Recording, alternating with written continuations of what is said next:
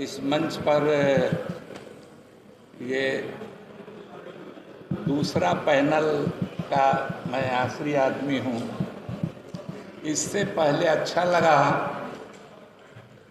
कि different universities के देश के छात्र नेता आए और उन्होंने अपने विचार रखे, और इसके बाद भी एक तीसरा पैनल काफ़ी जानकार और वजनदार लोगों का पैनल, योगेंद्र यादव जी हैं, राजेंद्र पाल गौतम जी हैं, अनिल जय हिंद साहब हैं, यहाँ पटेल साहब का नाम भूल रहे हैं, राजमणि पटेल साहब हैं। उनकी बात आप लोग सुन करके जरूर जाइएगा। और देखिए, ये नौजवान लोगों का, स्टूडेंट्स का सम्मेलन है, तो हम अपनी बात शुरू करते हैं कैफी आजमी साहब के एक शेर से, जो नौजवानों के बारे में है। लटके तो बादल, झूमे तो तलवार, किस मुल्क में वो जवानी नहीं है। तो आपने उस जवानी का जलवा अभी 2 दिन पहले देखा है बगल के मुल्क बांग्लादेश में, और देखा है कि वहाँ के स्टूडेंट्स ने अंतरिम सरकार के लिए एक अर्थशास्त्री का नाम चुना, बताया, और उन्होंने अंतरिम प्रधानमंत्री का बनने की घोषणा भी हो गई वह। तो थोड़ा व्यवस्थित होने की ज़रूरत है। अभी बांग्लादेश के अंदर में जिस तरह की तानाशाही हुकूमत 2008 से चल रही थी, और जिस तरह से उसका अंत हुआ, करीब करीब ठीक वही हालत 2014 से हमारे देश में भी है। एक तरह की तानाशाही चल रही है। पेपर लीक वहाँ भी होता था, वहाँ भी सारी पार्टियों को, अपोजिशन पार्टियों को बंद करके जेल में चुनाव होता था। वहाँ भी जो नौजवान कोई खिलाफ में बोलता था, जर्नलिस्ट बोलता था, जेल में बंद कर दिया जाता था। वैसे ही हालत इस देश में भी है। तो हम चाहे ओबीसी के नौजवान हों या और दूसरे तबकों के नौजवान हों, क्योंकि हमारी जवाबदेही ज़्यादा है, इसलिए कि हम संख्या में भी ज़्यादा हैं, तो हमें तो लगता है कि कुछ कमी है।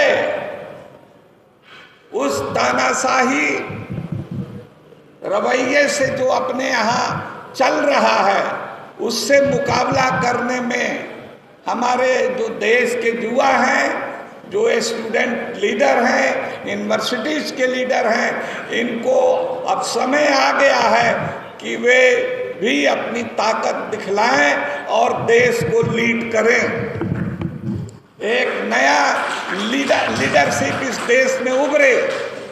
साथियों, जाति जनगणना की बात आई, इस पर हम आने से पहले एक बात और कहना चाहते हैं कि अभी सुप्रीम कोर्ट का एक फैसला भी आया है। ओबीसी के हम लोग बैठे हुए हैं। हम लोगों को ये भी सोचना चाहिए कि सरकार कहीं इस फैसले के, मौजूदा हुकूमत इस फैसले का गलत इस्तेमाल करते हुए हम लोगों को आपस में बांटने का भी इंतजाम कर रही है। हम लोगों को उससे भी सावधान रहना होगा, और उसके लिए अपने दिल को भी बड़ा दिल बनाना होगा। अपने से जो कमजोर लोग हैं, देखिए अभी रतनलाल जी भी यहाँ मौजूद हैं, अभी देखा है इनको, तो हम लोगों को ये कोशिश करनी होगी कि हम लोगों के समाज को आपस में लड़ाने की, बांटने की कोशिश होगी, और उससे हम लोगों को कैसे बचना है, उससे बचने के लिए हम लोग अपने को अगर बड़ा भाई मानते हैं तो हमको देखना होगा कि हम लोगों से भी कमज़ोर लोग हैं, उनके बारे में भी पूरा ध्यान देना होगा और उनके लीडरशिप को भी हम लोगों को सामने लाना होगा। योगेंद्र यादव जी हैं और रतनलाल जी हैं, ये लोग आप लोगों को बताएंगे।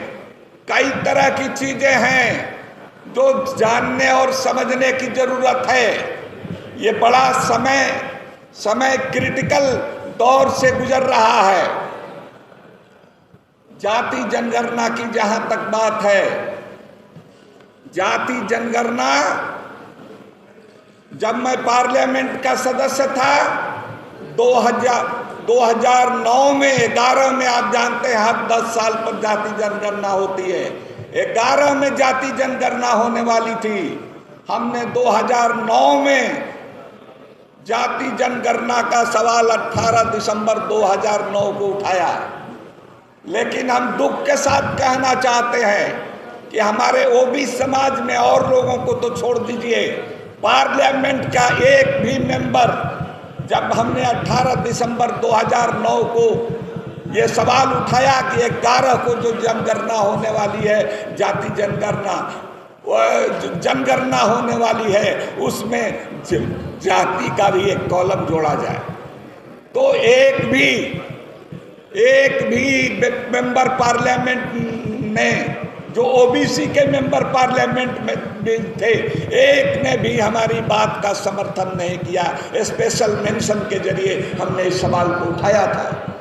तब कुछ आप ही जैसे नौजवान लोग गए, शरद यादव जी उस समय हयात से थे और लोकसभा के मेंबर थे, लालू प्रसाद यादव जी लोकसभा के मेंबर थे, मुलायम सिंह यादव जी लोकसभा के मेंबर थे। उनके पास गए, शरद यादव जी के यहाँ गए और जा करके उन्होंने कहा कि आपकी पार्टी का एक मुसलमान एमपी इस सवाल को पार्लियामेंट में उठा रहा है, अली अकबर, और कोई भी उसकी मांग की तायीद नहीं कर रहा है, समर्थन नहीं कर रहा है, सेकंड नहीं कर रहा है उसका। तब उन्होंने अगले दिसंबर तो सेशन खत्म, अगले फरवरी मार्च में जब सेशन हुआ तो उसके दूसरे हिस्से में, बजट सेशन के दूसरे हिस्से में शरद यादव जी ने, लालू यादव जी ने, मुलायम सिंह यादव जी ने मिल करके और लोकसभा के अंदर इस सवाल को उठाया। उस समय बीजेपी के एक नेता थे जो दिवंगत हो चुके हैं, गोपीनाथ मुंडे साहब, उन्होंने भी समर्थन किया और दूसरे लोगों ने समर्थन किया। तो वो नौजवान थे, वो छात्र थे जो कैंपेन चलाया। तो तब जा करके उस समय की सरकार को मानना पड़ा। और आप जानते हैं कि 2011 में जो जाति गणना, जो जनगणना हुई, उसमें जाति का कॉलम जुटा, लेकिन उसमें डंडी मारी हो गई पीछे से। कई नेताओं ने, कई उसमें से दिवंगत हो गए हैं, हम नाम नहीं लेना चाहते हैं, कई बड़े बड़े पोस्ट पर गए थे। तो उन लोगों ने उसको 1950 का जो सेंसस एक्ट है उससे डीलिंग करके उस जनगणना को कराया, तो उसका कोई नतीजा नहीं निकला। अनस्किल्ड लोगों से, एनजीओ के लोगों से मिल करके उस जनगणना को कराया। उस जनगणना की रिपोर्ट की मांग भी हम लोग करते रहे कि जो भी आधा अधूरा टूटा फूटा जनगणना की रिपोर्ट है उसको टेबल कीजिए, टेबल नहीं किया गया। अब ये मांग उठी है और एक नेशनल कंसेंसस बना है और राहुल गांधी जी ने सबसे मजबूती से इस सवाल को उठाया है और दूसरी पार्टियों के लोग भी उठाए हैं। तो ये जनगणना अगर नहीं होगी तो कोई काम आगे नहीं बढ़ेगा। ये सुप्रीम कोर्ट का भी जो फैसला आया है, उस फैसला को भी अगर देखिए तो उसके लिए भी इस जाति जनगणना की जरूरत है। तो हमारे नौजवानों को जो यूनिवर्सिटी में है, इस सवाल पर लोगों को ले जाना है, लोगों को जागरूक करना है कि ये जाति जनगणना क्यों, पशु पक्षियों की होगी, चरिंद परिंद की गणना होती है इस इंसान में, पेड़ दरख्त की गणना होती है इस इंसान में, लेकिन आदमी की गणना नहीं होगी, उसकी जाति की गणना नहीं होगी। जाति बहुत बड़ा सवाल है और देश की राजनीति के जड़ में, मूल में है, और जाति से लेकर के बहुत सारी समस्याएं भी हैं और बहुत सारे रास्ते भी उसको लेकर के आगे का खुलते हैं। तो इसीलिए हम कहना चाहते हैं कि ये हम अगर बीपी सिंह साहब को याद कर रहे हैं, अगर हम मंडल साहब को याद कर रहे हैं, हमको इस बात का फक्र हासिल है कि 2001 में हमारी पहली किताब मसावात की जंग आई थी, तो पटना के गांधी मैदान में कैंसर का पीड़ित होते हुए भी बीपी सिंह साहब पटना के गांधी मैदान में जाकर उस किताब का रस्म इजरा किया था, उस किताब का विमोचन किया था। और यहाँ के रामलीला मैदान में हमारी दूसरी जो किताब है वो बिहार के दलित मुसलमान, उसका भी विमोचन बीपी सिंह साहब ने किया था। बाहर शिबा फहमी साहब ने ठीक किया जिक्र इसका।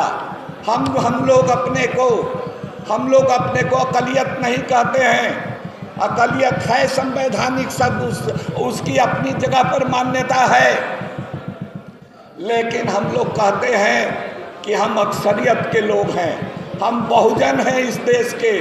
अगर बाबा साहब की भाषा में कहा जाए तो मुसलमान में जो पिछड़े हैं वो बहुजन हैं। अगर गांधी बाबा की भाषा में कहा जाए तो हम अंतिम समाज के अंतिम आदमी हैं। अगर मार्क्सिस्ट जुबान में उस बात को, वामपंथी जुबान में हम कहा जाए तो हम भी इस देश के सर्वहारा हैं। तो हम और आप मिल करके, और हमारे अंदर, हमारा समाज में इतना कम्प्लेक्स हमारी सोसाइटी है कि सुदर में भी अति सुदर हैं, पिछड़ों में भी अति पिछड़ों हैं, दलित में भी उससे अति दलित लोग हैं, लेकिन हम सब लोग सुदर हैं। हम लोग की एकता बनी रहे, और इसमें जो आगे लोग हैं, समझदार हैं, इंटेलेक्चुअल हैं, नहीं तो बहुत बड़ा खतरा मंडरा रहा है हम लोगों को आपस में टकराव कराने की, हम लोगों को लड़ाने की। तो इसीलिए हम लोगों को हमारे जो बुद्धिजीवी हैं, हमारे जो नेता हैं, उनकी जिम्मेदारी बनती है कि हम लोग अपने समाज को, जो बहुजन समाज है, अनेक जातियों में, सैकड़ों हजारों जातियों उपजातियों में बटा हुआ है, और इन्हीं को आपस में लड़ाकर बांटकर मुट्ठी भर लोग हुकूमत करते रहे हैं। इस बार भी एक नया सवाल खड़ा हुआ है, तो उस सवाल पर को भी हम लोग अपने दिमाग में रखें और अपना बड़ा दिल करके उस बारे में सोचें और निर्णय लें। इन्हीं बातों के साथ हम अपनी बात खत्म करते हैं। बहुत बहुत शुक्रिया। हम लोग भी जो अगले जो सीनियर लोगों का पैनल आएगा मंच पर, तो हम लोग भी सामने, आपके सामने बैठ करके उन लोगों की बात सुनेंगे। धन्यवाद, बहुत बहुत शुक्रिया। अगर आपको लगता है कि हमारा काम बहुजन समाज के लिए महत्वपूर्ण है, तो आप हमें आर्थिक सहयोग के लिए सीन दिखाए गए QR कोड स्कैन और फोन पे और गूगल पे और UPI और बैंक अकाउंट में कर सकते हैं। फोन पे, गूगल पे 9250529129, UPI 9250529129@YBL। Bank account state bank of India AC 1042994628, IFSC code SBIN 000653। आपका छोटा से छोटा सहयोग समाज और हमें और मजबूत करेगा, जिससे हमें बहुजन पत्रकारिता में और निष्पक्ष बनाने में मजबूत करेगा। जय भीम, जय भारत।